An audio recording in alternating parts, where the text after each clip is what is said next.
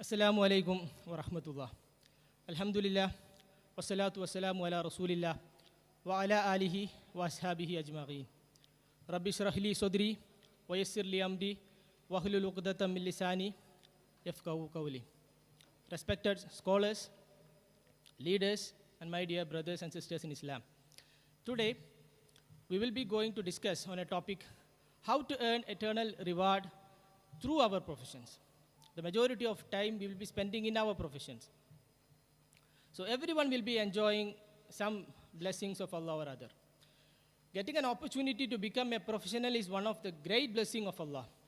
Everyone won't get that opportunity. For becoming a professional, we need to get a good education. We should have a good intellectual ability. We should have a good learning ability. And we should get admission to a professional course. That also either by qualifying in a competitive exam, or our parents should pay, and they should pay for the course. So if all these factors come together, then only we will be becoming a professional. So this is indeed a great blessing of Allah, and we should thank Allah for this. So in a beautiful prayer in Quran, which everyone of us has to say at the age of 40 years, it says, and the similar prayer was said by Prophet Sulaiman alayhi salam also. And it says, Rabbi awzighni an ashkura ni'mataka allati an'amta alayya wa ala walidayya wa an a'mal salihan tarlah. Oh my Lord, inspire me to thank for the blessing which you have given to me and to my parents, and to do righteous deed which pleases you. So this is how we should react to the blessings of Allah. We should try to thank Allah for our blessing, and we should pray for that. So the first thing to earn reward in hereafter is to thank Allah for our blessing. How to thank Allah for our blessing? First of all, we should accept that it is a blessing of Allah. We should acknowledge that the giver of this blessing is Allah. And second thing is that you should talk about the blessings of Allah. We will be having many difficulties in our life. But instead of complaining, we should start speaking about the blessings of Allah. The third thing to do is to use your skills, your professional skills, in a way which Allah pleases. Your work should be totally in a halal sector. You should not work in a sector that is prohibited by Islam. And also, if you can do a job by which you can serve the society, then that will be much better. That will be much better way of thanking Allah. So this is the first thing. And the second thing is that you should attain good qualities of a professional.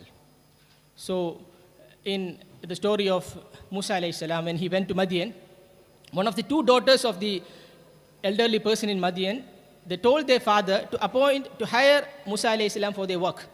So she told, indeed the best one who can appoint is the strong and the trustworthy. So their job need a strong person. So that is the requirement for their job. Each job has got its own requirements. So you should acquire the knowledge, the proper knowledge and skill needed for that job. So that is the second thing. And the second quality mentioned here is you should be trustworthy. You should be truthful to your employer and to your employees. So even if your supervisor is not watching you, you should do your duty, assigned duty, and for which you are getting the salary. And also, you should have the consciousness that Allah is watching you. So this is the first thing. And if you are a doctor or if you are a medical professional, yes, they will approach you with their difficulties or their tasks. So you should try to do with the maximum sincerity you have. You should do to the best of your ability. So if you do that, then definitely you will get reward.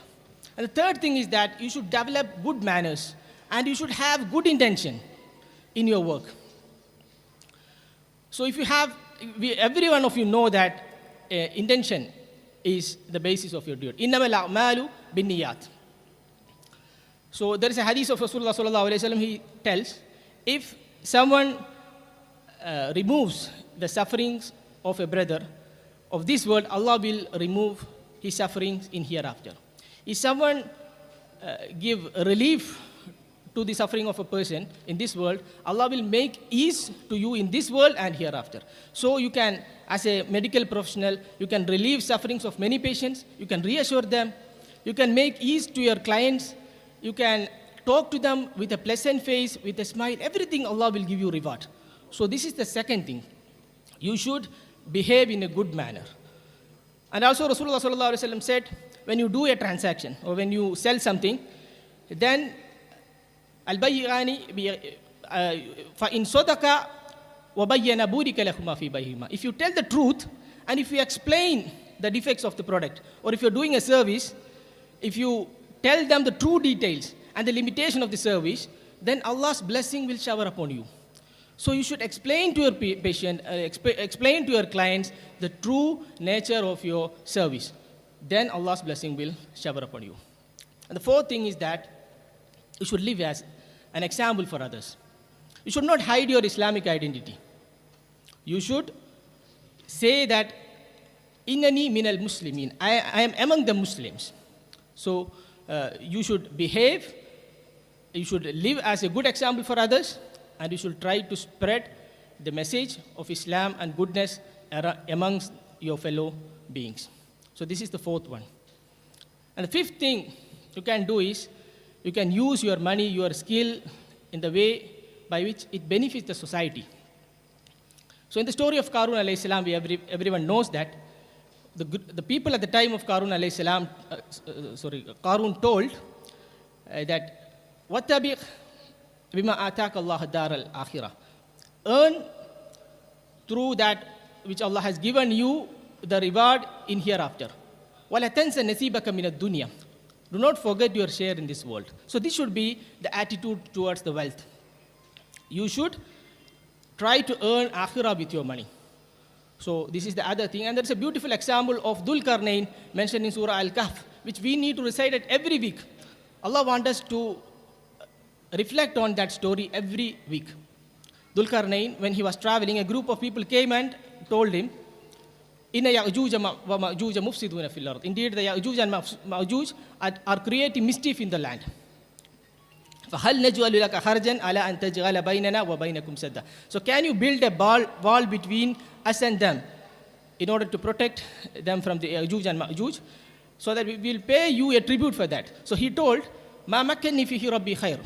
The wealth, the authority, the power which Allah has given to me, established on me, is better than the tribute. So I will build a barrier between you and them. So he is using his power. He is using his wealth. Even he is using his engineering skill to build a wall, a strong wall with iron and copper, mixing iron and copper. So he is using his skill, wealth, knowledge in the way of Allah and to help a group of people who are oppressed. So this is how we can also use our skills, our knowledge in a way by which we can serve the society. And the last way to earn reward in hereafter is, majority of the professionals will be having very good intellectual ability. So we can use that to learn the deen of Allah. We can use that to spread the message of Allah. And also we can refute arguments against Islam. But by that way, you can use your intellect in a way by which you will be getting reward. So there are a lot of ways. If you have good intention, if you have good niyyah in your life, you will be rewarded with your professions. So may Allah accept all our good deed from us, and may Allah help us to earn reward through our profession, and may Allah die us as Muslim and join us among the Salihin. Wa akhiru da'wana alhamdulillahi rabbil alamin. Assalamu alaikum.